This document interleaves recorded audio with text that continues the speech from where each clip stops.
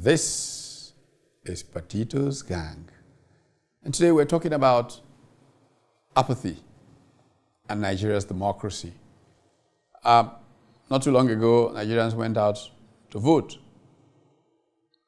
It was a huge rush of people, it seemed, for the first round that involved presidential elections and some people from the National Assembly and so on and so forth. Then came the second round, the gubernatorial plus elections. It seemed like most Nigerians didn't want to vote. It was apathy so thick you could actually physically grab it. In one of my neighborhoods, people from my home went out around 10 a.m. and there was absolutely nobody available at the polling booth in Ikoyi in Lagos. They had to return later. And Nigerians giving up on democracy. Although an interesting part of this whole thing is that more votes were recorded for that second election in most parts of the country where fewer people came out. It also goes to show how much of a farce, really, the process has become. And that's a subject that I think we might deal with as part of the conversation. There is a foreign policy daily intelligence report for March 11th, titled something like Democracy as Farce Leading to Tyranny. The case of Nigeria is a foreign document from, Are we giving up on democracy in Nigeria? What's going on? What is going on has historical perspectives, if you asked me. Yes, apart from the foreign documentation that you mentioned, for quite a while, the American Council of States have always looked at the downside of democracy and always predicted that we are heading for the abyss. You are not saying anything that is materially different from what happened in 1981 when Chief Obafemi Awolowo wrote that famous letter to Shehu Shagari and was talking about the ship of state heading for the rocks. Of course, the intellectuals in the likes of Professor Onitiri then came and said, "Oh, that can't be true." And what have you? Zoom down to what we have now. I think it's a combination of lost expectations from the intelligentsia's corner. We were looking for intellectuals who have been tested to come and add their quota. And almost invariably, what we find that these intellectuals who have international clouds and who have been tested both in private and in public service were pushed aside through the primaries for a bandwagon of ragtag and money bags. Again, I think the issue of ethnicity, religion, people coming on the pulpits or in the mosques coming to make predictions that certain people, if they come out, they will die the following day and what have you, all just added up to the distrusts that happened within the middle class. The first elections that we held was such that a particular ethnic group was targeted, stoned. Before then, leaders of thought were talking about pushing certain people into the lagoon. It was debunked that we are supposed to be one and what have you. At the end of the day, the average voter felt, quote and unquote, in spite of assurances of safety, they would rather just try and stay at home to keep their heads. It became neither here or there. We'll talk more about that as we move forward. My take is that 2019 marks 20 years of return to democracy. And if we want to be very sincere with ourselves, the trickle-down effect of dividends of democracy, talking about development in health, in education, in social infrastructure, have really not materialized. So it's a game of lost expectations, like Akin rightly said. People want to look back 20 years, what has really happened to the environment. Is it worth all the trouble for me to go and register or vote? On the eve of the governorship election, I'd asked a gentleman who I believe must be in his early 30s, I hope you vote wisely tomorrow. And he said, I'm sorry, it doesn't concern me. Whether it's military, whether it's civilian, nothing done will affect my life. So I just forge along, just alone. This seems to represent the view of a larger part of Nigerians who have not really felt the dividend of democracy touching their lives. If we go back to the registration process, we discovered that less than 40% of Nigerians were registered for the last election. INEC number was 84 million in a country of 182 million people and above. It shows already that there's a challenge. And when you look at the total number of voter turnout, it also doesn't add up to 40%. So many went to register because of concerns that the PVC may entail in the future, either for their children to go to school or to access some social services from government. Maybe that's why many went to register to get that number 84 million. But having obtained the PVC, I think they just went to sleep. And at the end of the day, we got a president that emerged with less than 16 million votes. So the historical perspective Akin alluded to is real, but the foundation has been laid way back 20 years ago, that we have not really... But you're talking about this point that you're raising regarding whether the people feel disconnected from government or whether government does not matter to them. It's really at the heart of the foreign policy journal that I was quoting for as we were starting. And the beginning of that document says basically that when the benefits of democracy is not of the electors, but the elected, people tend to become less and less interested in that democracy, ultimately tyranny and the kind of fight that we have for power in Nigeria takes over, because it's really a game of adventure for those who are going, for who will get these spoils of office, rather than a game of service, which, say, the early 60s politics in Nigeria tended more to reflect. I know that Dotun was not born and around when we were making trouble back in those days in the 60s with that democracy, when we did all the wet years and all that. But, you know, why, as a younger person, are people disconnected from this democracy? I mean, what? Yeah, I mean, you all have rightly alluded to the main issue. The real fact is that there's a clear disconnect between government and the governed. Because of that disconnect, so people do not feel, I mean, if you look at it in our various homes, we probably provide all the services that government ought to provide. Every service, all the services, the security, everything. So we run our mini government in our little circles. So there's a clear disconnect. So when there's time for election and we see politicians coming out and saying, come and vote. I mean, if not for the fact that a lot of us have become active citizens and we need to perform our civic duties, a lot of people will not come out because there's that. But beyond the disconnect, and that point I think is also important, is the fact that the process of election is too cumbersome. We also need to make it a lot easier. Stand in the sun. Some people bring their mats. Exactly. Cast a vote. Exactly. Why do we need to have a public holiday before we can go out and vote? Why can't we have this election even on a weekday?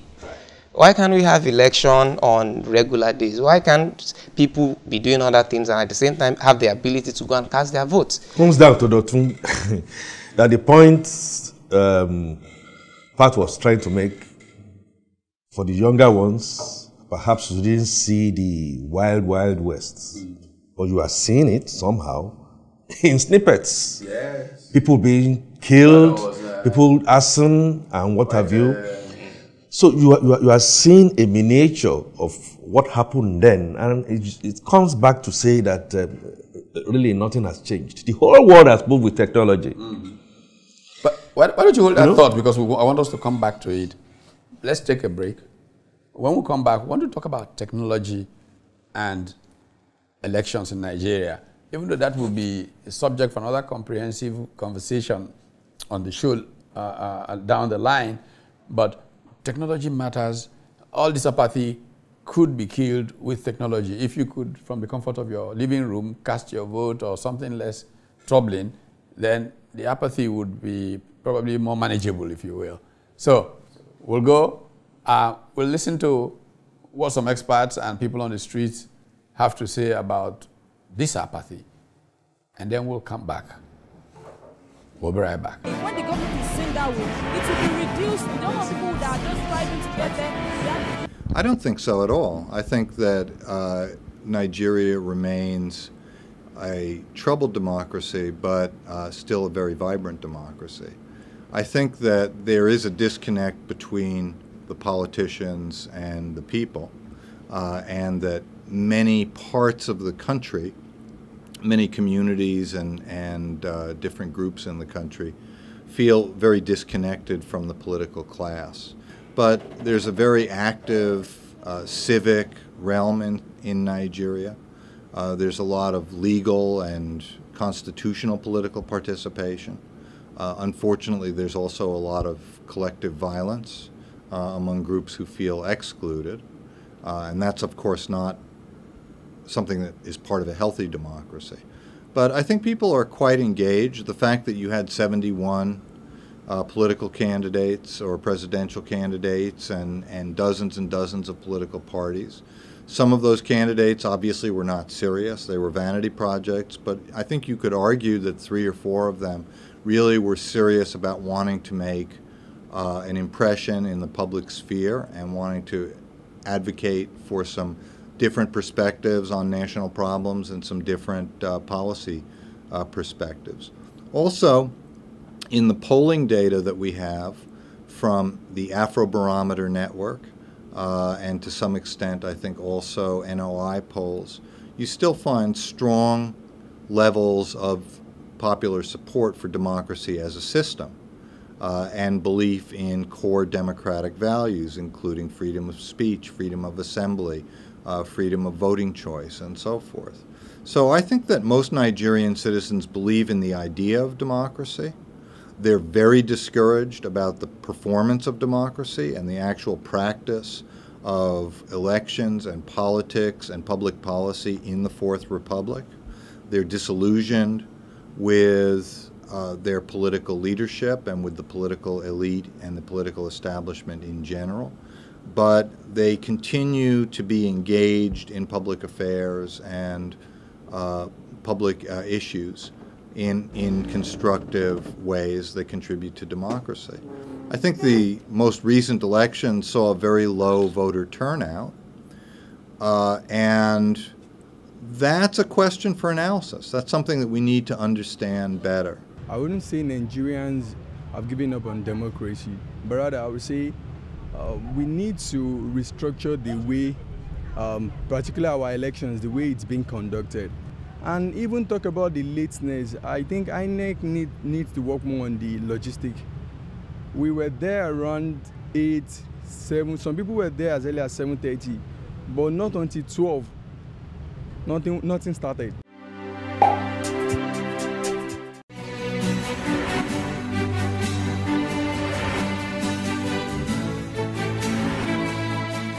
And we are back. This is Potatoes Gang, and we've been talking about apathy in the elections and the role technology can play probably in upping things. But very importantly in that mix is the fact that there are many who think their votes don't count. It did not seem to count the election before, seems to be getting worse. In fact, very importantly, in the election of Apathy, when so few people turned out, what was recorded as ballots cast were several times the number of ballots cast the week before or 2 weeks before, when there was a lot of enthusiasm about voting. So, do votes count? And how does this affect voter apathy? You know, these are critical questions that Nigerians are struggling with right now, and it's perhaps why it seems like people are giving a thumbs down to our democracy. Technology, again, technology, with the right attitude towards such technology. Back in the day, our parents in the village, the concern was that, our parents are not lettered. They will not be able to use the GSM. Now I see that our parents sending text messages in the village not only are making conscious attempts to send SMS and these messages, they are even eager to say, I do not need now to keep my money under the pillow or whatever. I can, through the info system and settlements, it can happen. Yeah? On day one, it will not be 100%. We don't expect to be 100%, but at least it will go substantially to try and take off all what we are seeing today in terms of an almanac for, ballot papers, on seriousness amongst ourselves as to jostling for positions, 91 political parties, 71 presidential aspirants, not being able to gather 1 or 2 votes.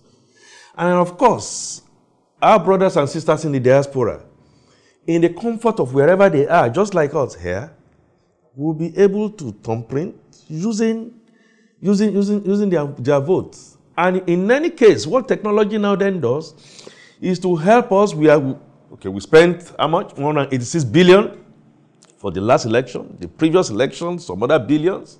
In 2023, we are going to spend perhaps, if we are not careful, garnet all this, and then we can all just look at a technology that will work, that we can use from point of entry, whether you are voting, whether you want to take your license to drive, whether you want to registration of birth, up to when you are 18 and above, and what have you. It's done every other place apart from Nigeria. Why can't it happen here? Let me just have a joke. When you said thumbprint, I kind of laughed because thumbprint means something in places. I went to vote in Delta, and I went around polling booths, just driving around, and I got to one, and one of the agents came to me and said, "Sir, these people are threatening to kill me because I've been complaining that they are thumbprinting. One person will do like 10. So I thought, okay. So I went to one guy who was walking around like his supervisor. I said to him, "Oh, by the way, I'm doing a little experiment, I'm trying to get INEC to be involved in this. We want to take select polling stations where they will do forensic on the thumbprints. I just want to let you know that I would like to select this particular police station." Sir, you people have come again. That's why you didn't allow Atiku to do his own. It's not in the electoral law. I mean, the panic, the immediate response was it just shows that the whole thing is a farce. And that is the reason why I talked about attitudes. We must have a consensus item. We must have a vision that this is what we want to achieve. We must have a mindset that as we move along, there will be little pitfalls, margin of errors from about 10%, moving to outer years, reduced to about 5%, 2% is still kind of acceptable. But we must have a mindset, hopefully, Mr. President will come around to look at the electoral acts of 2010 that have been amended to factor in electronic voting so that at the end of the day, our votes should not only count, we should have integrity surrounding the results that are going to come, and then the attitude of winners take all will not necessarily have to be. What bothers me in this whole thing is how somebody sits in INEC in Abuja and projects so much confidence in a system that you have absolutely no control over. I mean, it is terrible. I was more worried going around during the gubernatorial elections for the youth corpers. You find that the future of these young people are being destroyed already. They're already being compromised. Your first stage in life, you begin to be giving 40,000 naira to look away as the wrong thing is being done. Likelihood is they will see the rest of life through that prism of being bought. And that is dangerous for our future as a country, as a society. Very, very, very dangerous for our future. Look at, in my own polling booth, a very simple process. And of course, the electoral officers came a bit late. So they came in with all their papers, and I saw the young lady, NYSC. Ladies and gentlemen, I will have to try and paste, all these papers on the wall. Please have patience. And then, of course, people around there said, look, time is far gone now. She started the process of now pasting the papers. I saw that they were not in alphabetical order. We said they've just been printed. So I said, you've done some bit of statistics and sorting. Yes. What will it take you to just take 5 minutes? Sort out all the A's in accordance to alphabet, rather than the way you are putting it. She looked at me and said, it makes sense, sir. But that, we've just been told that time is against us and we just have to continue. No. So, can I help? Can some people help to help you do the sorting? I don't know, please, we cannot touch this, because if you touch it now, they will think that you are going to do. I think beyond the administrative lapses that were generally observed, I think the foundation for apathy was also laid in the failure of the state security apparatus, not living up to expectation. I could recall before the polling for the presidential election, the Inspector General of Police acting was very vocal, very loud from Abuja, that all is being done to ensure that there will be no violence, or for any reason it occurs, the security apparatus was up to the task. But what we witnessed in the presidential and the governorship elections were daylight attacks. Somebody being shot in the face in the afternoon, not in the dead of the night. In the history of Nigeria, hardly do you find after election people being taken to court to be prosecuted. Unless something is done in the last concerning the last two elections, it will worsen apathy in future elections. A lot of people are apprehensive that, look, if I go out, my life is at risk. Once you don't trust the security apparatus, then people will not come out to What about places where even the security agencies were at war, one with the other? Police versus army, as they said in Rivers, for example, and all of that. What does this say? What I also think is, I mean, beyond the fact that it is also very obvious that the administration is very cumbersome at the moment. Technology solves a lot of this problem. The physical thumbprinting would have been, I mean, that's why we have, if you look at the BVN, for instance, we all have BVN. If you use a bank account, meaning a BVN, a biometric signature and everything would have been attached to your identity. So it cannot be compromised. No two people will have the same details, biometric details. So why can't we embrace things like that? And then at the end of the day, it makes sure that we're all different. And then our elections will then count. Okay, it's time to go. Well, we can laugh at ourselves. I think that's a good part of what makes us keep going. But it's also a bad part of it because we don't deal with the consequence management that will get us out of this mess that we are in. We can continue the conversation on various social media, being scrolled for you now. So follow us on Twitter, Instagram, as they all go. And we'll see you next time.